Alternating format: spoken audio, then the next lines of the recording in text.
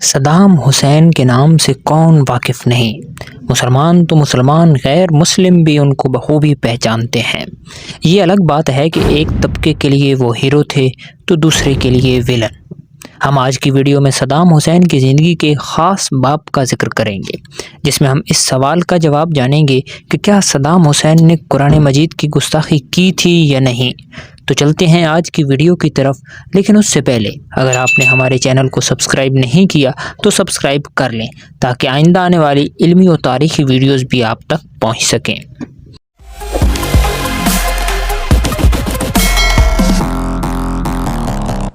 Saddam Hussein کی زندگی نشیب و فراز سے بھری پڑی ہے۔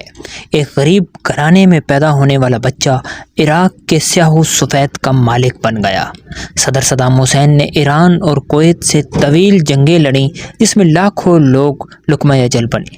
صدام حسین عوامی رائے سے منتخب ہونے کی بجائے ایک آمر و غاصب حکمران تھے۔ 1979 میں آپ صدر بنے اور ایران سے ایک طویل جنگ چھیڑ دی، جس میں دونوں اطراف سے لاکھوں سپاہی مارے گئے تھے۔ 1990 کی دہائی میں جب یہ جنگ اختتام کو پہنچی تو صدام حسین کو دو خطرات درپیش تھے۔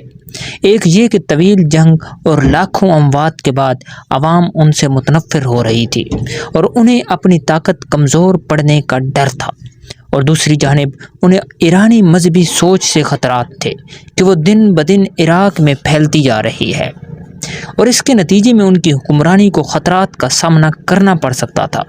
انہی خطرات کو دیکھتے ہوئے صدر صدام حسین نے ایک حیرت انگیز اعلان کیا۔ صدر صدام حسین نے اپنے سٹاف کو حکم دیا کہ قرآن کی ایک ایسی کاپی تیار کی جائے جس میں سیاہی کی جگہ صدام حسین کا خون استعمال ہوگا۔ یہ ایک ایسا انوکھا اور حیرت انگیز اعلان تھا جس کی تاریخ میں کہیں مثال نہیں ملتی۔ اسلام میں انسانی خون کو حرام قرار دیا گیا ہے، اور ایک حرام شے سے قرآن مجید لکھنا گستاخی نہیں تو اور کیا تھی۔ لیکن صدام حسین کی نیت گستاخی کی بجائے محبت کی تھی۔ وہ قرآن مجید اور اسلام کے ساتھ اپنی محبت دکھلانے کی خاطر یہ عمل کرنا چاہ رہے تھے۔ 25 ستمبر 2000 کی بین الاقوامی رپورٹس کے مطابق صدام حسین نے قرآن مجید کا یہ نسخہ اس لیے بنوایا تاکہ اللہ انہیں ان کے سیاسی سفر میں سازشوں اور خطرات سے محفوظ رکھے۔ عراقی سرکاری میڈیا کے مطابق صدام حسین نے کہا تھا کہ میری زندگی خطرات سے گھری ہوئی ہے، جس میں میرا بہت سا خون ضائع ہو سکتا تھا، مگر میرا کم ہی خون ضائع ہوا ہے۔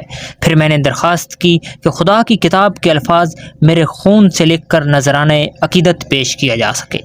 بعض ماہرین کا خیال ہے کہ وہ ایسا اس لیے کرنا چاہتے تھے کیونکہ وہ ستمبر 1996 کے حملے میں اپنے بیٹے عدی صدام حسین کے بچ جانے پر خدا کے شکر گزار تھے۔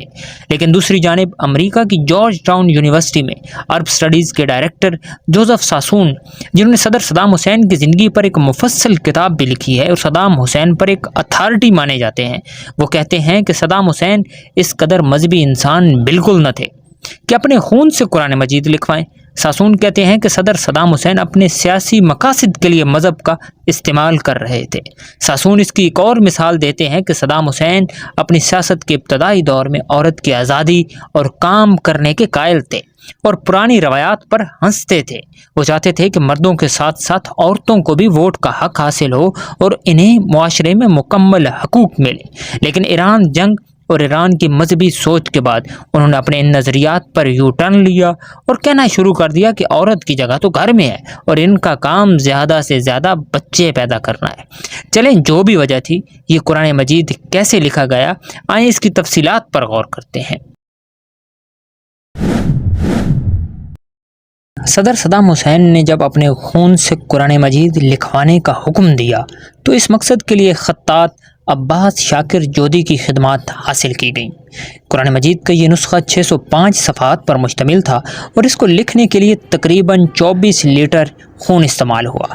خون میں کچھ کیمیائی مادے بھی ملائے گئے تھے تاکہ خون کو صحیح کے طور پر استعمال کیا جا سکے۔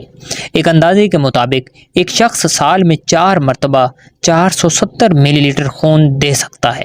عراقی سرکاری اعداد و شمار کے مطابق صدام حسین نے 2 سے 3 برس میں یہ سارا خون عطیہ کیا تھا، جو بظاہر ناممکن سا لگتا ہے۔ ایک عام انسان سال بھر میں تقریباً 2 لیٹر تک خون دے سکتا ہے اور 2 سال میں 4 لیٹر خون عطیہ ہوگا، لیکن صدام حسین نے اتنی ہی مدت میں 24 لیٹر خون کیسے دیا؟ انسانی خون بہت زیادہ گاڑھا ہوتا ہے اور صحیح کے طور پر اسے استعمال کرنے کے لیے کچھ اضافی کیمیکل بھی استعمال کیے گئے تھے، لیکن پھر بھی اس مقدار میں اتنے کم عرصے کے اندر خون دینا ناممکن لگتا ہے۔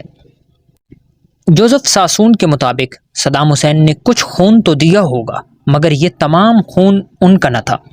چلیں جتنا بھی خون تھا، لیکن تمام ماہرین اس بات پر اتفاق کرتے ہیں کہ اس قرآن مجید کو لکھنے میں صدام حسین کا کچھ نہ کچھ خون ضرور استعمال ہوا تھا۔ اس قرآن کی تکمیل کے بعد صدام حسین نے انتہائی خوشی کے ساتھ اس کو عوام کے سامنے رکھا۔ صدام حسین اس عمل پر بہت خوش تھے اور انہوں نے اس قرآن کے ساتھ بہت سی تصاویر کھنچوائیں۔ قرآن کے اس نسخے کو جامع مسجد ام القریٰ میں رکھا گیا۔ اس مسجد کے اندر قرآن کے ان صفحات کو بلٹ پروف شیشوں میں لگا کر رکھا گیا تھا۔ لیکن امریکیوں نے اس قرآن کے ساتھ کیا سلوک کیا، آئیں اس کی بھی خبر لیتے ہیں۔ 2003 میں امریکہ نے اپنی اتحادی فورسز کے ساتھ صدام حسین کی حکومت کا تختہ الٹ دیا۔ عراقی فوج کو شکست ہوئی اور صدام حسین روپوش ہو گئے، لیکن بعد میں ان کو گرفتار کر لیا گیا۔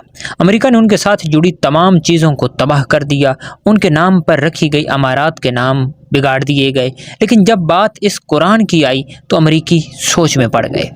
اگر وہ اس قرآن کو تباہ نہ کرتے تو عوام صدام کے اس عمل کو عقیدت کی نظر سے دیکھتی رہتی اور بغاوت کی تلوار ان کے سر پر لٹکتی رہتی، اور دوسری جانب اگر امریکی اس قرآن کو تباہ کر دیتے تو امت مسلمہ میں قرآن مجید کی عقیدت اور اللہ کا کلام ہونے کی وجہ سے امریکہ کو اختلافات کا سامنا کرنا پڑ جاتا۔